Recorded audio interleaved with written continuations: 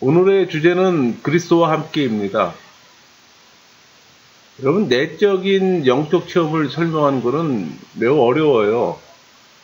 그러나 그것을 누리거나 행동으로 체험할 수는 있습니다. 오늘 말하고자 하는 것이 바로 그거예요.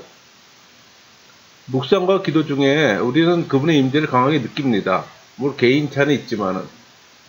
또 우리의 마음은 천상의 기쁨으로 넘쳐요. 또 우리는 슬픔과 고통의 세상에 감추어진 그 무진장한 큰 기쁨의 보물 창고에 있다는 사실도 깨닫게 됩니다. 그런데 그것은 세상이 전혀 알지 못하는 그런 기쁨이에요. 왜냐하면 그것을 경험한 사람들조차 그것에 대해 정확하게 또 확실하게 말하지 못하기 때문에 우리는 그 기쁨을 다른 사람과 나누길 원합니다. 그러나 육체적인 질병 때문에 영혼과 육신 사이에 갈등이 생겨나요. 영혼은 가기를 원했지만 육신은 가지 못하게 붙들어요. 그러나 마침내 그 유혹을 뿌리칩니다. 우리가 병든 몸이라는 것과 또 다른 이들에게 말하지 않을 수 없게 만드는 무엇인가가 내 마음속에 있다는 사실을 알고 있습니다.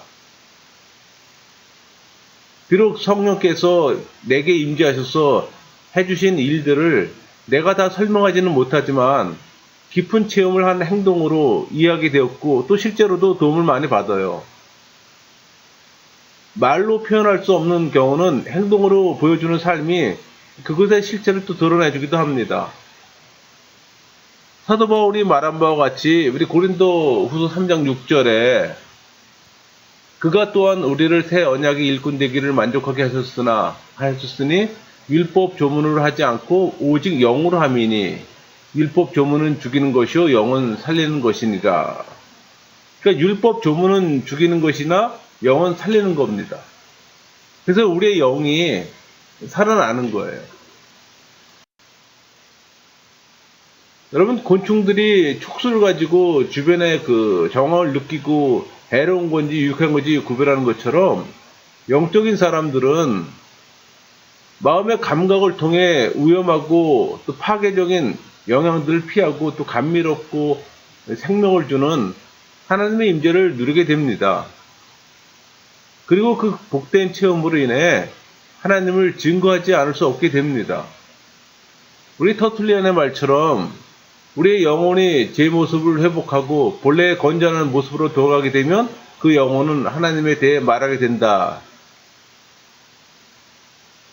그러니까 우리의 영혼이 제 모습을 회복한다는 것은 우리가 성령 세례 받고 본래 창조되었던 그 모습으로 서서히 돌아가게 된다는 얘기예요.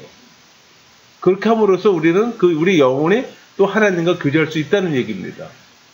그러나 성령 세례 받지 못한 사람은 그런 교제를 할 수가 없죠.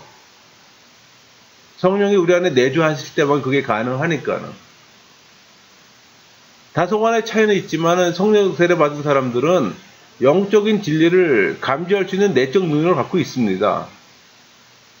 그렇지만 어떻게 그것을 갖게 되었는지는 잘 모르죠. 우리가 중생하고 회심하는 그 과정 자체가 중생하는 과정은 우리는 알 수가 없어요. 그저 하나님 우리에게 주신 선물, 그저 받을 뿐입니다. 누군가의 말처럼 그들은 자신들이 어떻게 알게 되었는지 모르면서 알고 있어요. 성령 세례 받은 사람들을 지금 표현하는 겁니다. 하나님께서는 하나님의 뜻대로 살아가려고 애쓰는 사람들에게 영적인 실제들을 드러내 보여주십니다.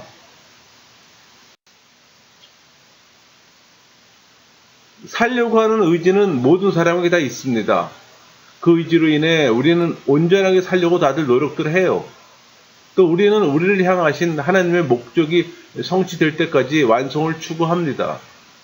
그게 성화의 과정이에요. 우리는 그렇게 함으로써 우리 안에서 영원한 또 행복을 누리게 됩니다. 그러니까 성령께서 주시는 은혜로 인해 우리는 그걸 또 느낄 수가 있는 겁니다. 반면에 하나님 안에서 즐거운 내적 생활을 경험하지 못하는 사람들에게는 삶이 하나의 집일 수가 있습니다. 때로는 자살을 원하는 사람들에게는 그것이 하나도 이상할 게 없어요.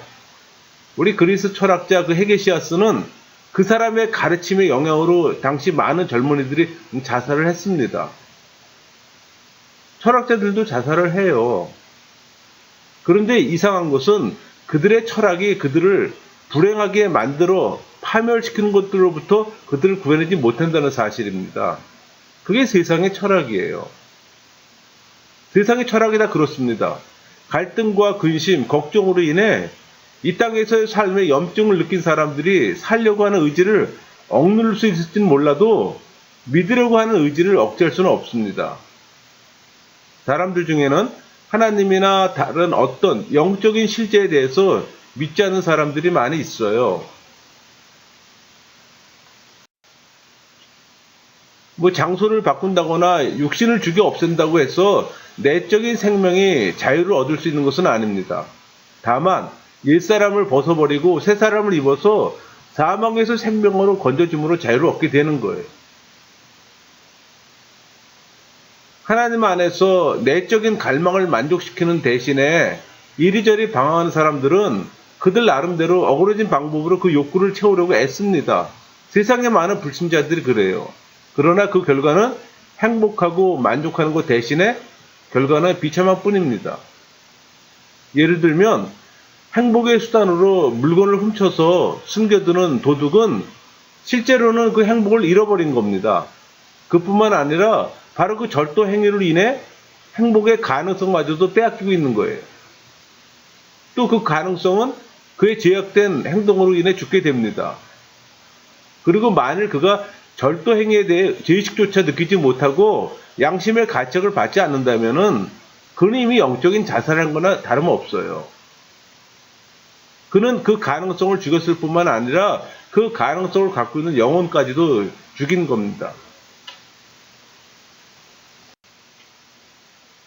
여러분, 진정한 기쁨과 평화는 권력이나 부 또는 여태 물질을 소유하는 것에 있지 않습니다. 진정한 기쁨과 평안이 만일 그런 곳에 있다면 이 세상의 부자들은 모두 행복하고 만족할 겁니다. 석가모니도 왕국을 버렸어요. 그 출가했잖아요. 진정한 기쁨과 영원한 평안은 하나님 나라에서만 찾을 수가 있는 겁니다. 그런데 그것은 우리가 거듭날 때 우리의 마음속에 건설되는 거예요. 하나님 안에서 누릴 수 있는 이 복된 삶의 비밀과 실제는 그것을 받아 누리고 경험하기 전에는 이해할 수가 없는 겁니다. 영적 세계가 그래요. 그것을 단지 우리의 지성만을 가지고 이해하려 한다면 우리의 노력은 아무 소용도 없다는 것을 알게 됩니다. 어떤 과학자의 손에 새 한 마리가 있다고 한번 가정해 봅시다. 이 과학자가 그 새에게 생명이 있다는 사실을 알고 그 새의 몸 중 어느 부위에 생명이 있는가를 알고 싶어서 그 새를 몸을 쪼개기 시작했다고 한번 가정해 보세요. 결과는 그가 찾고 있었던 바로 그 생명이 신비하게도 사라져 버렸다는 것만 알게 될 뿐, 단지 머리로만 내적인 생명을 이해하려고 하는 사람들도 결국 그와 똑같은 결과를 맞이하게 된다는 겁니다. 그들이 찾는 생명은 지적인 분석 과정에 실종되고 마는 거예요. 이 큰 세상과 비교해 볼 때 우리의 인간의 마음은 아주 작습니다. 그러나 세상이 아무리 커도 우리의 자그마한 마음을 완전히 만족시켜주지는 못하는 겁니다. 늘 자라나는 우리의 영혼과 그 수용 능력은 무한하신 하나님 안에서만 만족시킬 수가 있는 거예요. 물이 일정한 수에 도달할 때까지는 끊임없이 흐르는 것처럼 영혼은 하나님 안에서 안식을 누릴 때까지 평안을 얻지 못합니다.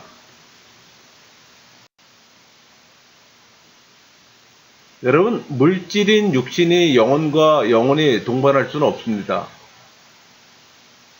영혼이 이 세상에서 일할 수 있도록 그것을 도구로서 얼마 동안 주어진 목적을 수행한 후에 우리의 육신은 점점 약해지고 노쇠해져서 더 이상 영혼을 수반할 수가 없게 됩니다. 육신이 영혼이 자라나는 영혼과 보조를 맞출 수 없는 이유가 바로 이거예요. 이처럼 영혼과 육신이 영혼이 함께 살 수는 없지만 그것들이 함께 행한 일의 열매는 영원히 남게 됩니다. 그러므로 우리의 영원한 생명의 기초를 주의 깊게 놓는 것이 또 때로는 필요합니다. 그러나 애석하게도 우리는 자유를 잘못 사용함으로써 그것을 영원히 잃어버릴 수도 있습니다. 여러분, 자유란 선을 행할 수도 있고 악을 행할 수도 있는 능력을 의미합니다. 우리가 끊임없이 악행을 선택한다면 우리는 죄의 종이 되어 우리의 자유와 생명을 파괴하고 말 겁니다. 우리 요한복음 8장 34절에 예수께서 대답하시되 진실로 진실로 너에게 이르노니 죄를 범하는 자마다 죄의 종이라. 예수님께서 대답하시기를 진실로 진실로 이르노니 죄를 범하는 자마다 죄의 종이래요.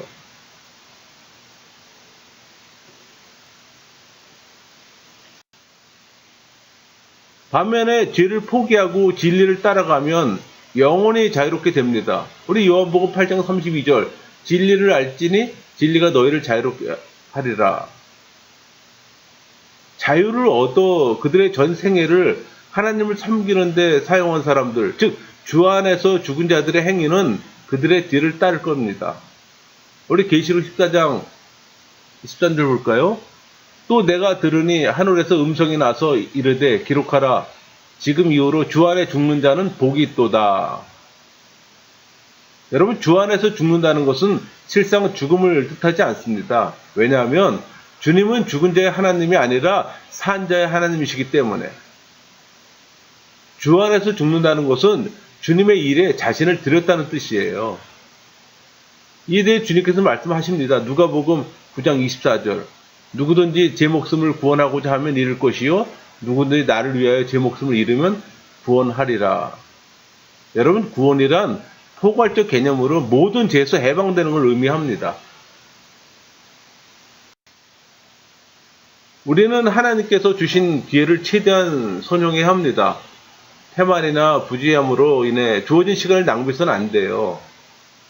이것도 할 수 있고 저것도 할 수 있고 아직도 시간이 많이 남았으니 걱정하지 않아도 된다고 말하는 사람들 많이 있어요. 그러나 그들은 하나만 알고 둘은 모르는 사람들입니다. 지금의 짧은 시간을 선용하지 못하면 지금 형성된 그 습관이 몸에 깊숙이 배어 나중에 더 많은 시간이 주어졌을 때 그 습관이 제2의 천성이 되어서 그 시간도 역시 허비해버리고 말 것입니다. 누가복음 16장 10절 볼까요? 지극히 작은 것에 충성된 자는 큰 것에도 충성되고 지극히 작은 것에 불의한 자는 큰 것에도 불의하니라. 우리 모두는 각자 우리 삶 속에서 창조주 하나님의 목적을 실현하며 또 하나님의 영광과 다른 사람들의 유익을 위해 우리 생애를 또 보내야만 합니다. 우리는 각자 하나님의 부르심에 따라 살아야만 하고 또 하나님께서 주신 능력과 재능을 따라서 또 일을 계속 해야만 해요. 우리 고린도서 12장 4절에 은사는 여러 가지나 성령은 같고 또 고린도전서 12장 11절 볼까요? 이 모든 일은 같은 한 성령이 행하사 그의 뜻대로 각 사람에게 나누어 주시는 것이니라. 여러분, 그 악기 중에 프루트나 코르넷, 백파이프 같은 거 있잖아요. 이런 악기에 똑같은 숨을 불어넣어도 악기에 따라서 각기 다른 음악이 생성되잖아요. 마찬가지예요. 한 성령이 하나님의 자녀인 우리 안에 역사하지만 각기 다른 결과를 나타냅니다. 그리고 하나님께서는 한 사람 한 사람을 통해 그들 각자의 성품과 기질에 따라 또 영광 받으시고요.